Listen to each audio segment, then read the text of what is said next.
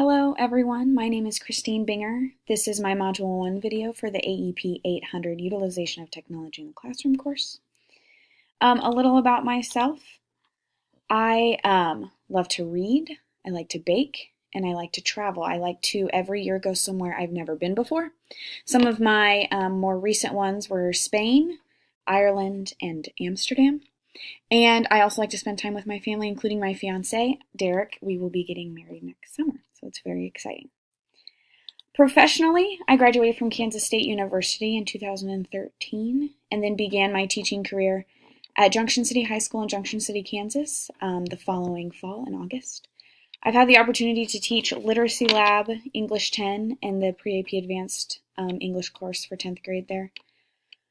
I have also been lucky enough to have a lot of opportunities to develop my technology use and professional development skills through that district, as they offer a lot of resources and sources that are available. However, I am not the best at technology, so it's been interesting getting to know everything that has to do with it and how I can use everything in the classroom. What I've learned and realized from technology in regards to the classroom is it can enhance the presentation of the material. I know that my students like when I can add little bits and pieces to what we're doing, whether it be videos, interactive sites, discussion boards, things like that. It breaks up the monotony of what the classroom could be, especially in an English classroom. With that, it also supports student engagement, so as long as I'm on my toes with technology, my students will be kept on their toes while they're learning. It also has opened doors in regards to meeting people and colleagues, both in my school, in my district, but also across the nation. I've gotten the opportunity to meet lots of innovators and interesting people through technology, and so that's very interesting and very fun and difficult. In regards to student achievement, it provides a differentiation of product. So when I provide projects and ask for things to be done within my class, my students are able to use different sources. They also have access to material, and then they can be more engaged in what they're doing if they get to choose what and how they present things.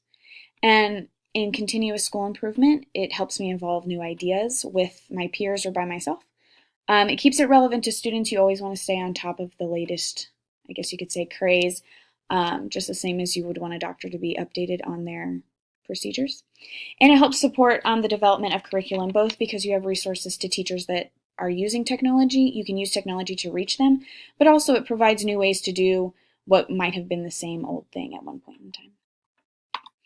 The pieces of technology that I use the most are music. I start all of my classes with music of some kind, whether it be 80s rock, current day, classical, musical, anything like that. I use Schoology through my school program. It's a great source to provide kind of an online learning environment. And then I have a classroom Twitter that is great for sharing resources, articles, following, sharing announcements, but also sharing a little bit about myself. Like when I bake, my students get excited because they think I'm bringing cookies in, and I'm usually not.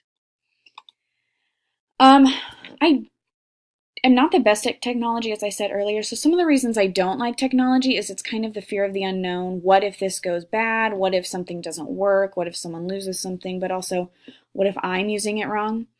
A lack of support once it's implemented. So like I said, my school provides a lot of professional development and growth through technology, which is great, but there's not a lot of time to meet with people after we learn about it as I use it. So it's hard to know how to fix things and how to navigate when you only talk about it for one day.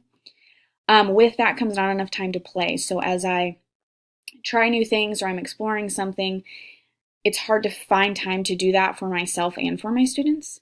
And then also everybody in the school uses something different. So while my school recommends Schoology, some teachers use OneNote, some still use Edmodo and things like that. So students are lost and confused sometimes on what goes where, and that can be really difficult. So what am I going to do about these things? Number one is to partner with other classes and individuals for companionship across the curriculum, but also across the school in regards to my fear. Follow up with students to get issues fixed together. This requires some time and some open support from everybody. Find ways to use technology in more than one use. So if you are implementing a video source of some kind, find lots of different ways that students and yourself can play with it. So you get that extra time, but it's built into the curriculum.